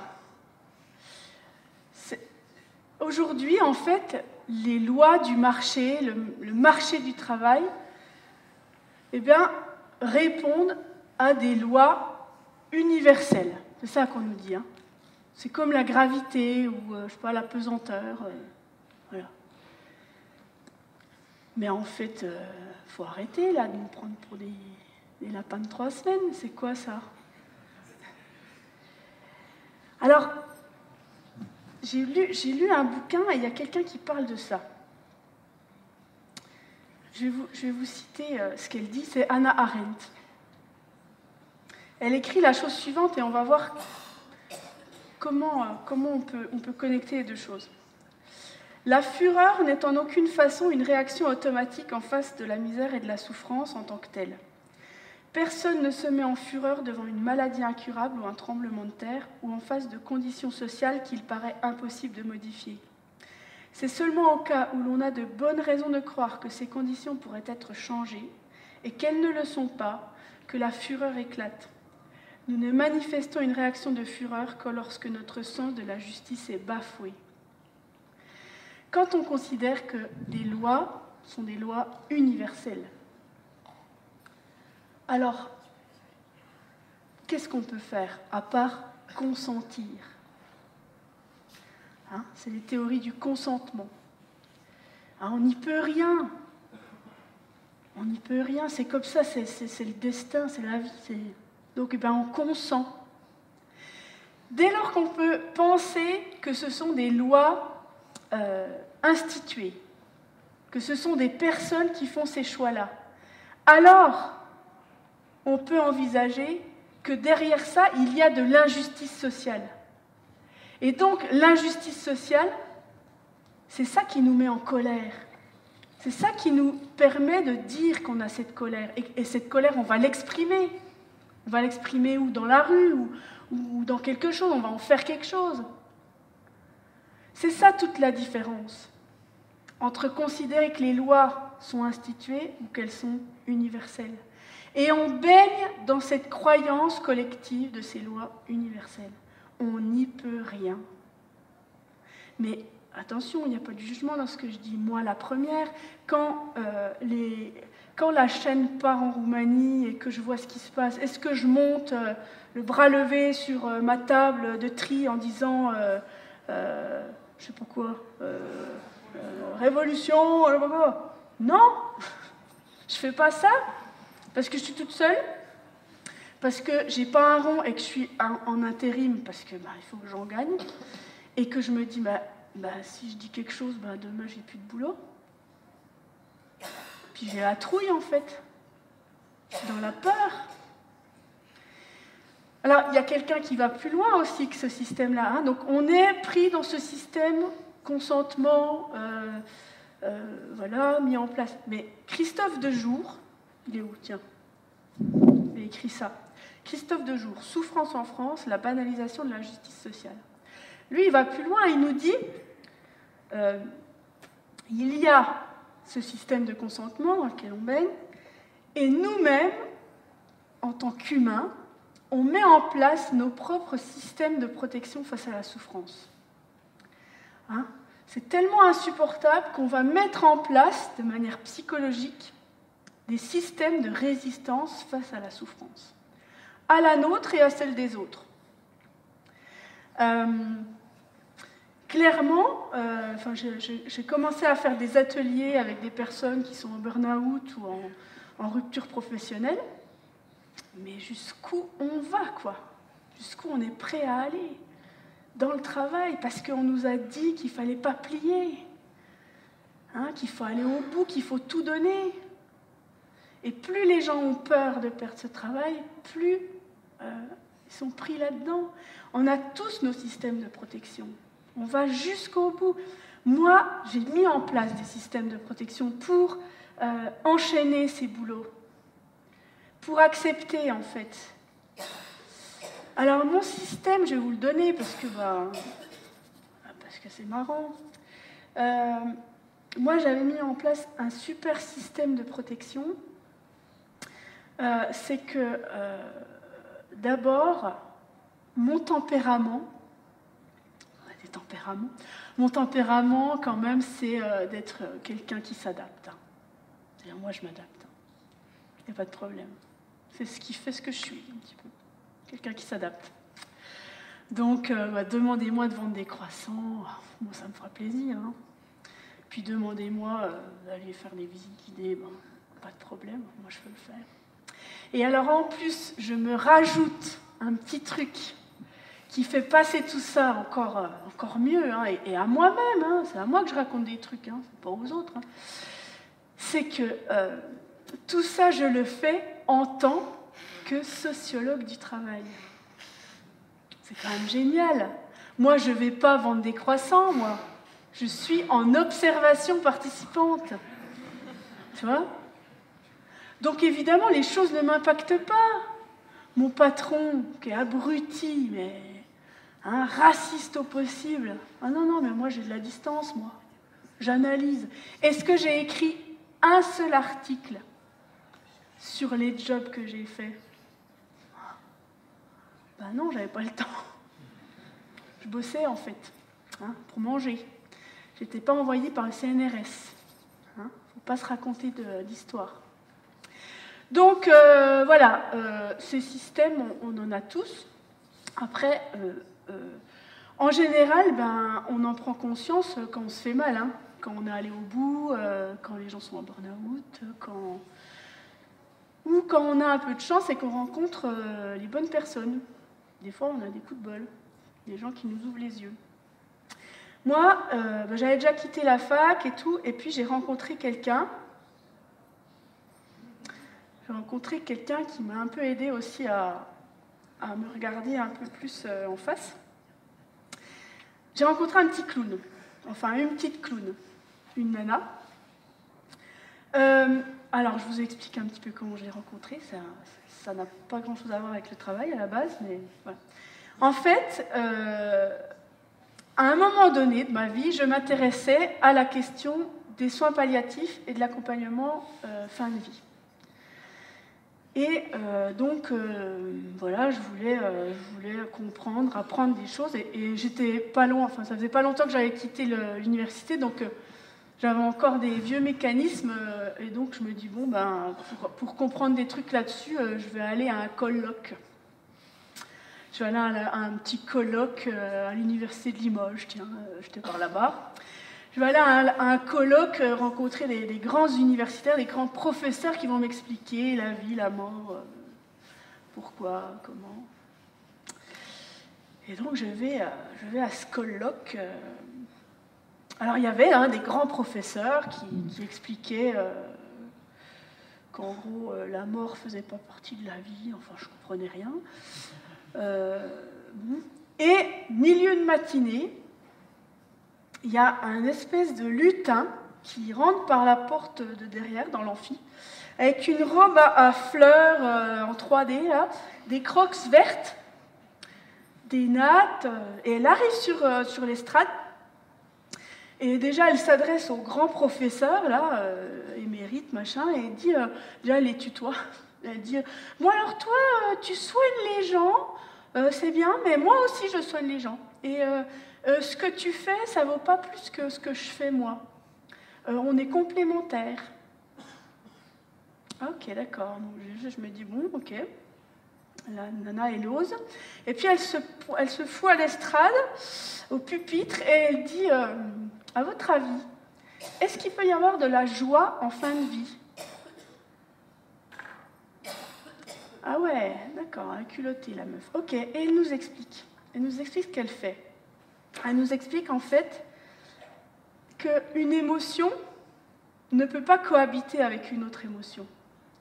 En fait, soit on est dans la joie, soit on est dans la colère, soit on est dans la tristesse, soit on est dans la peur. Mais quand on est dans deux à la fois, on est tiraillé, donc on n'est pas bien non plus.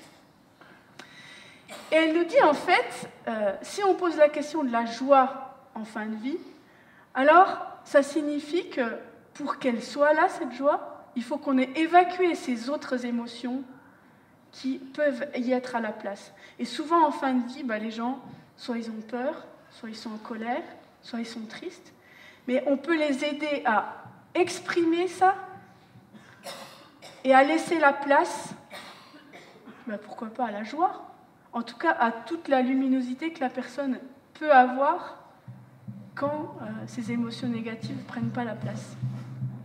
Et là, franchement, quand cette nana dit ça, moi, ça me parle, ça me touche. Et je me dis, mais en fait, je ne me suis jamais posé la question de ce qu'était une émotion. Moi, je me suis toujours dit, ça va pas, basta, quoi. Et quand elle dit ça, ça me parle au point que je décide d'aller faire un stage avec elle. Elle propose des stages.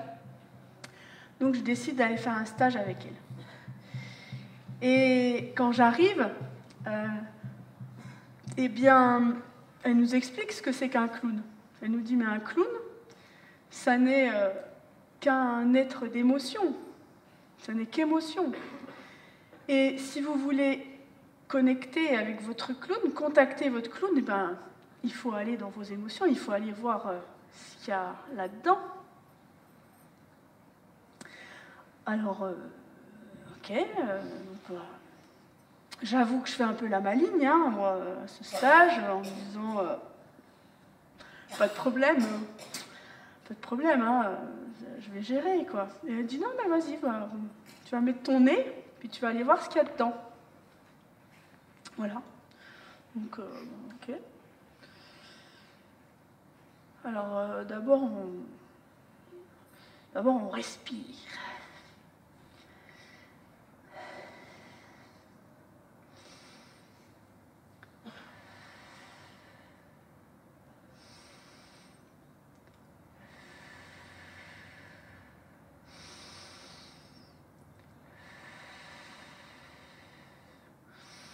Puis il faut chercher dedans. Il faut chercher dedans comment on est, quoi.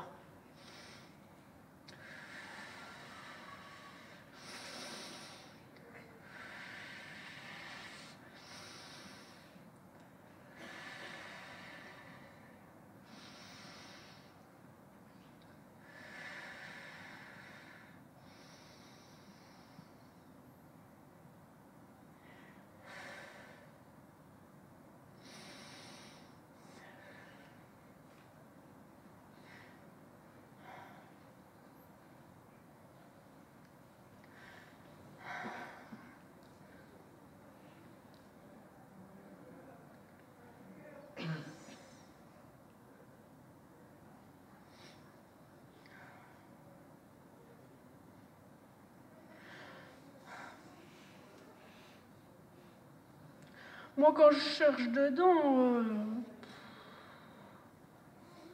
moi, je suis triste. Qu'est-ce que je suis triste?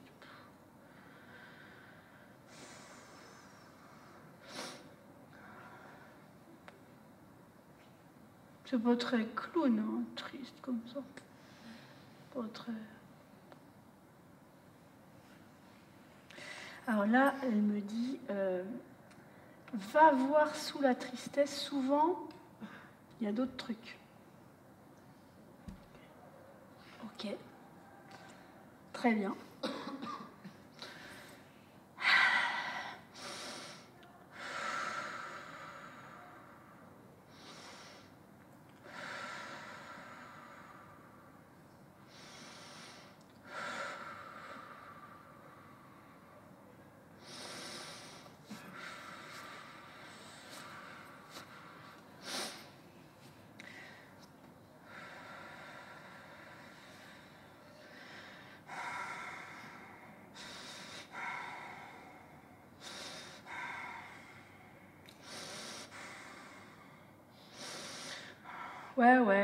Ouais, je commence à voir ce qu'il y a dessous, ouais.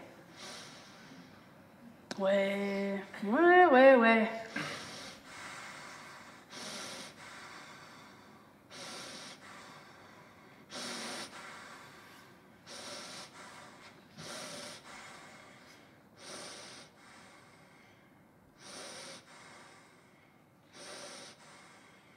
Parce que moi, ça fait peut-être un moment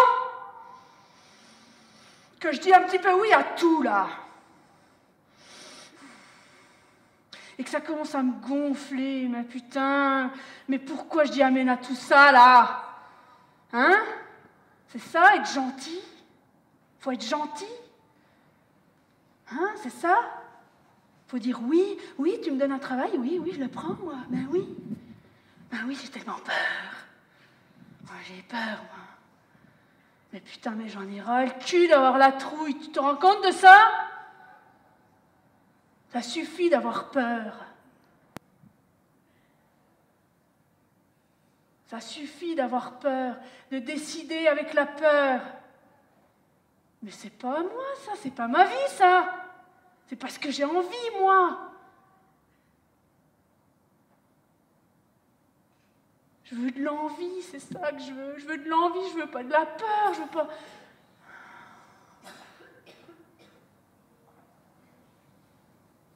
Alors, on va dire que ça suffit, là. Hein? Tout ça, là. Maintenant, je vais faire ce que j'ai envie de faire. Et je vais dire ce que j'ai envie de dire. Oh, le truc de dingue. Et même que des fois, et souvent même, je vais dire non. Tu veux pas faire? Non. Ben non, je peux pas, excuse-moi, mais là, j'ai pas envie. Puis ça m'intéresse pas. Je vais même dire des fois, ben non, ça m'intéresse pas. Oh putain. Et je vais faire ce que j'ai envie de faire. Par exemple, un truc de dingue, je crois que j'ai envie de faire une conférence gesticulée. Eh bien, je vais la faire. Je vais la faire pour dire, et si par hasard ça permet à d'autres de dire, putain, oh là c'est... Voilà. Ça fait du bien, tu vois, quand le truc là... Alors attention, hein, pas magique, c'est encore... Mais merde, quoi, faut que ça sorte un petit coup, là. Hein, ça... Alors, ce petit clown, je ne l'ai pas rencontré n'importe quand, évidemment. Hein. C'est la vie que ça fait ça. C'est en plein quand je connectais aussi le réseau repas, dis donc. Et le réseau repas... je vous ai dit, hein, immersion des entreprises qui choisissent, qui prennent des décisions autrement, qui mettent l'humain à une autre hauteur, voilà, la santé de l'humain, c'est plus important que la santé de l'entreprise, et puis où les gens décident, où les gens sont responsables de leurs choix et les assument, et les appliquent et vont au bout. Et donc...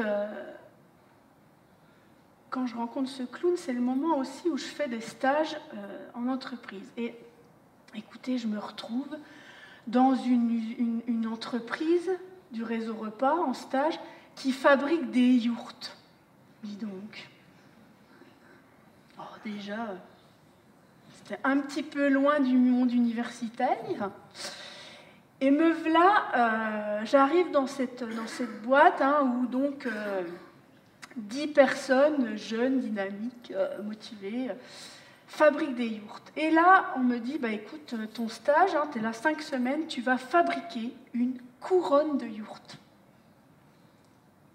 Alors là, clairement, je dis non. Je dis non, moi non. Enfin, pas un, évidemment... dirigé par ma peur, hein, pas dirigé par une envie, dirigé par ma peur, j'ai dit non. Alors, moi, je suis une fille. On m'a toujours dit, tu ne t'approches pas des objets coupants et contondants. Donc là, ta scie radiale, moi, je ne m'approche pas. Alors, Joseph, qui travaille dans l'atelier, me dit... écoute, quand même, y a les sécurités, il y a tout ce qu'il faut, t'as pas de problème psychomoteur. Il me dit, ça se dirige bien tout ça. Je dis oui, ça va. Il me dit, eh ben, tu vas couper des planches. Je dis, non, mais moi, j'ai jamais fait ça. Il me dit, pour faire cette couronne, tu vas commencer par couper des planches. Et il fout en route la scie, là, et vas-y, et oh putain, c'est trop bien. J'ai jamais fait ça, c'est trop bien. Et je coupe des planches, et je rabote mes planches, et là, je colle. Hein, on rabote tout ça, on ponce, on travaille, et je te vernis. Je te fais une couronne. Oh là là. Le truc, je grave mon prénom dedans. Et bien honnêtement, je pense que je suis plus fière de cette couronne de yourte que de ma thèse de doctorat. Mais ça a tellement de sens. Je finis ce stage et j'ai un bilan avec mon référent. On avait des référents dans les entreprises comme nous. Et donc, entretien en bilan.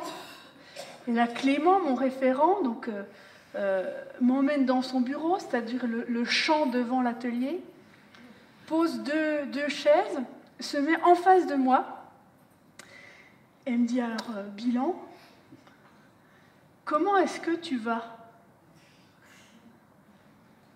Waouh ! Eh ben, on ne m'avait jamais posé cette question vraiment dans tous les jobs que j'ai faits là. Honnêtement, enfin, en me donnant le temps et l'espace de répondre, évidemment, je ne savais pas. Et on a tout décortiqué, comment j'allais, comment ça se passait avec mes collègues, comment je trouvais du sens dans ce que je faisais. Et j'ai trouvé que c'était ça. C'était ça dont j'avais besoin, c'était ça qui me parlait. Voilà, c'est pour ça que je pense qu'il y a plein de façons de retrouver du sens dans le travail, de retrouver cette idée du voyage. Moi, en tout cas, j'ai l'impression que je l'ai retrouvé par ce réseau. Je pense qu'il y a d'autres façons, il y a d'autres formes. Je crois beaucoup en l'autogestion, mais on aura l'occasion peut-être d'en discuter. Voilà, je vais terminer cette conférence sur une petite parabole et puis une petite chanson, parce que c'est important de chanter. Et en fait, quand j'ai construit cette conf, quand j'ai revu un peu toute cette histoire du salariat, je me suis dit, mais en fait... Les ouvriers, là, les premiers ouvriers qu'on a fait rentrer dans l'usine avec l'horloge et tout ça, c'est un peu comme si on avait mis des oiseaux dans des grandes volières. Et puis plus on a avancé dans ce système capitaliste, là, plus il a fallu que ces oiseaux ils bougent plus. Hein. Donc on a commencé à couper les plumes pour que ça reste bien au sol, là. Puis avec le système capitaliste financier, là, on a tout coupé, là. On a coupé les becs, on a coupé les ailes. Et puis moi, quand je suis allée à la rencontre de ces entreprises alternatives, de ce réseau repas, de ces entreprises qui fonctionnent autrement, j'ai vu des oiseaux immenses. Des grands oiseaux, les ailes déployées, des plumes de toutes les couleurs. Et je me suis dit, mais c'est ça qu'on nous enlève. On est tous ces oiseaux-là. On a tous cette puissance-là, ces ailes-là, cette possibilité, cette beauté-là. Et personne n'a le droit de nous enlever ça, de nous faire croire le contraire. Et évidemment, de couper nos ailes. C'est pour ça que cette conf, elle est là. Elle dit juste ça, qu'on est des beaux oiseaux. Et donc, on finit avec une chanson sur les oiseaux. Une chanson basque.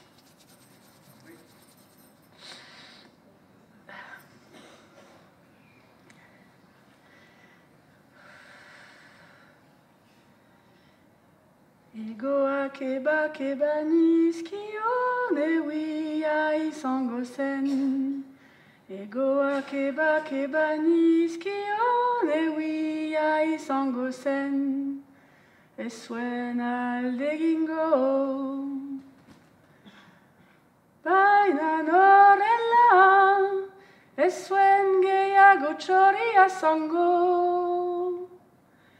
Baina norela, esuen gehiago txoria zango.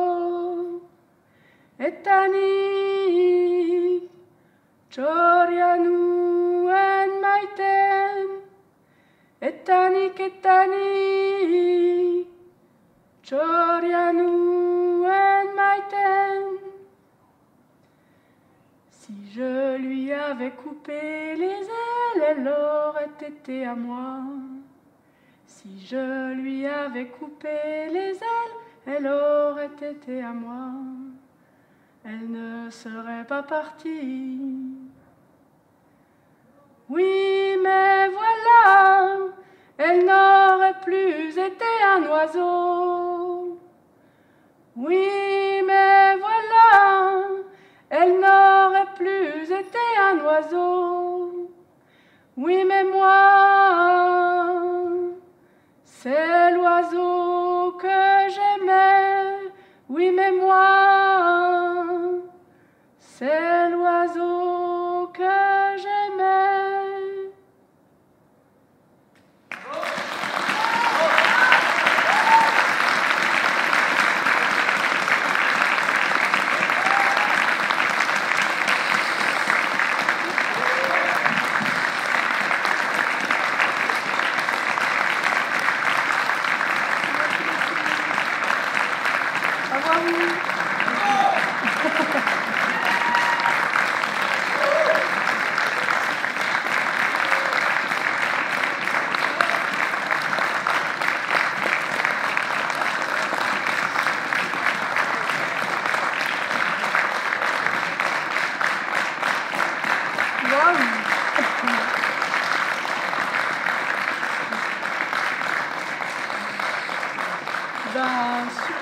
Merci à vous, merci beaucoup.